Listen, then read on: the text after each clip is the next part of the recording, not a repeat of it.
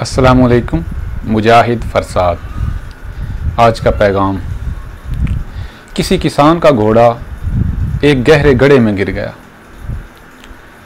उसने बड़ी कोशिश की निकालने की, लेकिन जब निकाल न सका तो उसने ये सोचा कि अब तो घोड़ा बूढ़ा हो गया था, चलें छोड़ देते हैं, अब मुझे इसकी ज़रूरत नहीं है, तो गड्ढा भी भरना चाहिए, कोई और चीज़ ना इसमें गिर जाए। तो उसने अपने हमसायों को साथ लिया और गड्ढे में मिट्टी फेंकना शुरू कर दी।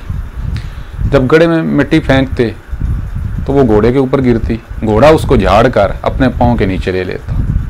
वो मिट्टी फेंकते रहे और घोड़ा झाड़ कर ऊपर आता रहा। अगर हम इस मिसाल को देखें तो हमारी ज़िंदगी में भी कई लोग हम पर कीचड़ उछालेंगे, हमारा दामन दागदार करने की कोशिश करेंगे, लेकिन हमने घबराना नहीं, हमने उसको मुस्बत लेना है और मेहनत जारी रखनी है।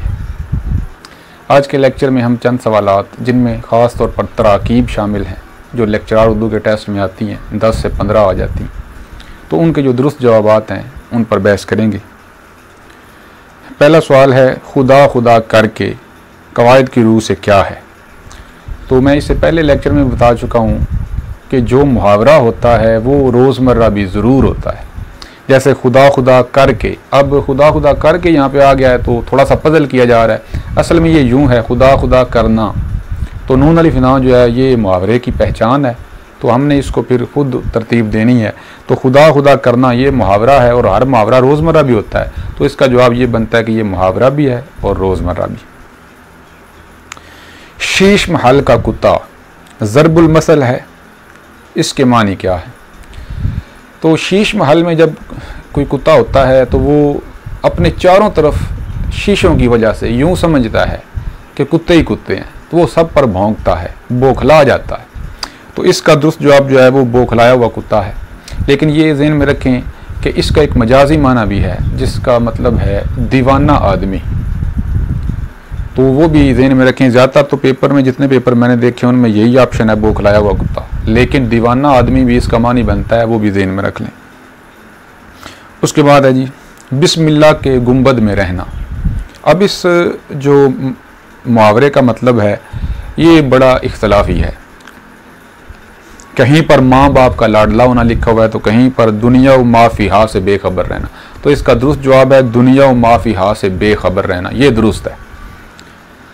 और ये मुहावरा सिर्फ इस तरह नहीं बल्कि इस तरह भी है, बिस्मिल्लाह के गुंबद में सोना, और इन दोनों का मतलब यही है, ना तजर्बाकार होना, गफलत में होना, दुनिया व माफ़िहा से बेखबर होना।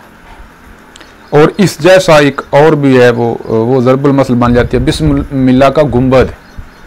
ये तो है ना, बिस्मिल्लाह के गुंबद में रहना, और दूसरा है बिस्मिल्लाह का गुंबद, तो वो उसका मतलब है पनाह और अमन की जगह, महफूज मकाम जहाँ कोई ख़तरा ना हो।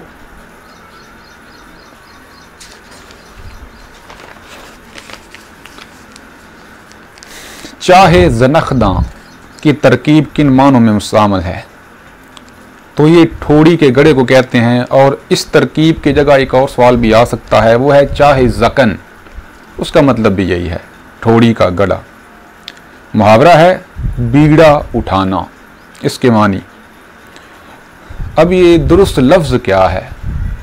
दुरुस्त है बीड़ा, लोग इसको बेड़ा भी बोलते हैं, बेड़ा उठाना, जो दुरुस्त नहीं है बीड़ा उठाना।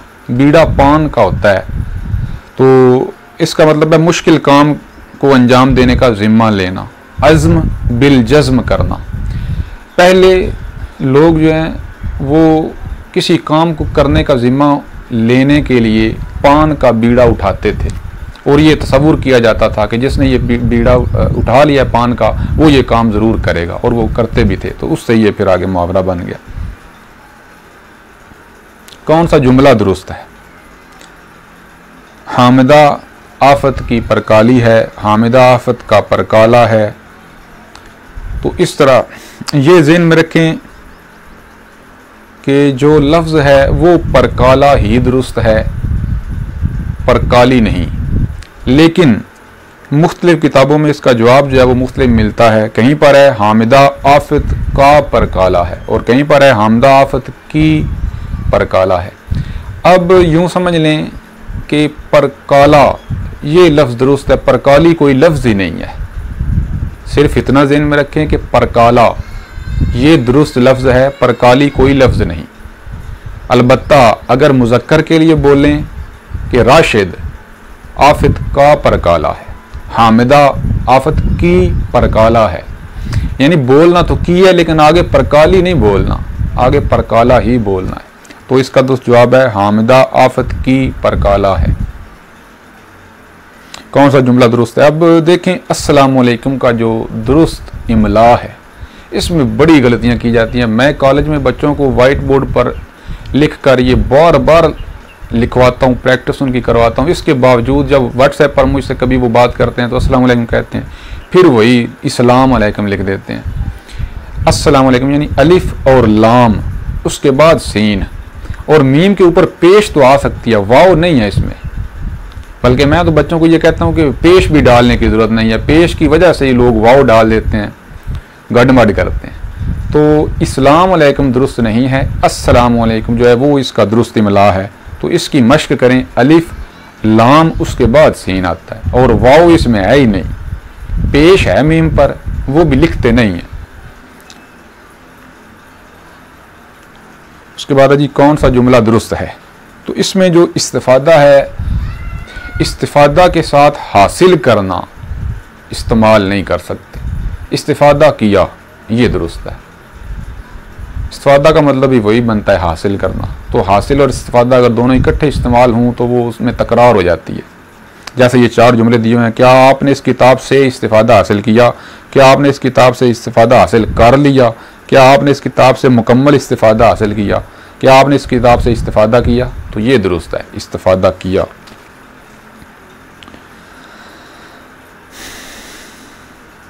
रुबाई और कत में फ़र्क, ये बार बार सवाल मुझसे किया गया कमेंट में कि सर इसमें भी फ़र्क बताएं। तो इसके जो ख़ास फ़र्क है ना रुबाई और कत में, वो 3 है, वो ज़रा समझ लें। वज़न, पहला फ़र्क जो है वो वज़न का है।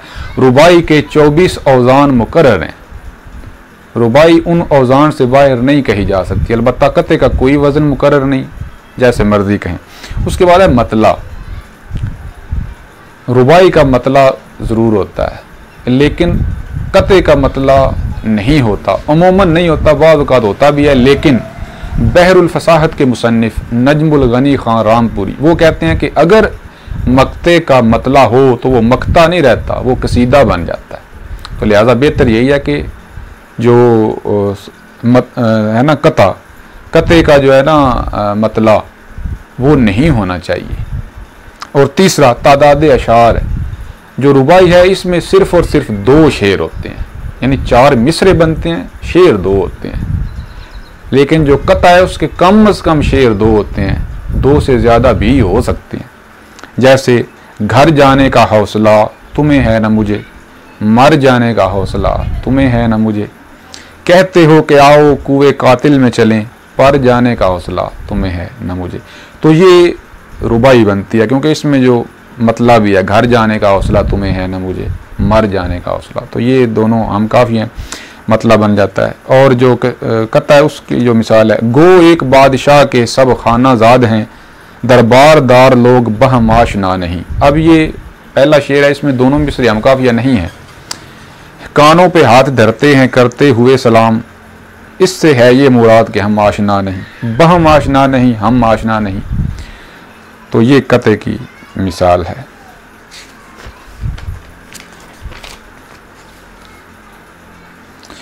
अगर कसीदे या गज़ल का तीसरा और चौथा मिसरा भी हम काफ़िया व हम रदीफ़ हो तो इसे इस्तिलाह में क्या कहेंगे? अब इसमें भी काफ़ी इख्तलाफ पाया जाता है। इसे हुस्न मतला कहेंगे, यानी कसीदे या गज़ल का दूसरा शेर भी अगर हम काफ़िया व हम रदीफ़ हो, पहला तो होता है ना वो मतला कहलाता है, और अगर दूसरा भी उसी तरह का हो तो उसे हुस्न मतला कहते हैं। और इस हुस्न मतला का ही एक और नाम भी है, मतला सानी। लोग इनमें फ़र्क कर देते हैं कि मतला सानी अलग है, वो दूसरे को कहते हैं, और हुस्न मतला वो होता है जो तमाम मतलों के बाद वाला शेर होता है। ऐसा नहीं है, इसको ज़रा सही तरह समझ लें।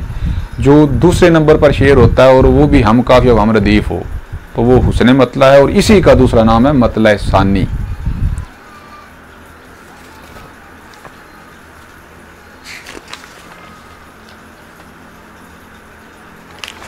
अच्छा, ये शेर है, लड़कियां, बल्कि कथा है ये, लड़कियां पढ़ रही हैं अंग्रेज़ी, ढूंढ ली कौम ने फलाह की राह, रवश मगरबी है मद्देनज़र, वज़ा मशरिक को जानते हैं गुनाह, ये ड्रामा दिखाएगा क्या सीन, पर्दा उठने की मुंतज़िर है निगाह। ये इस कथे के खालिक कौन है? तो चूँकि इसका अंदाज़ है ना वो अकबर इलाहाबादी वाला है, लेकिन हकीकत में ये कथा अल्लामा इकबाल का है। तो इसको ज़रूर ज़हन में रखें। बाद किताबों में इसका जवाब अकबर इलाहाबादी लिखा हुआ है, जो दुरुस्त नहीं है।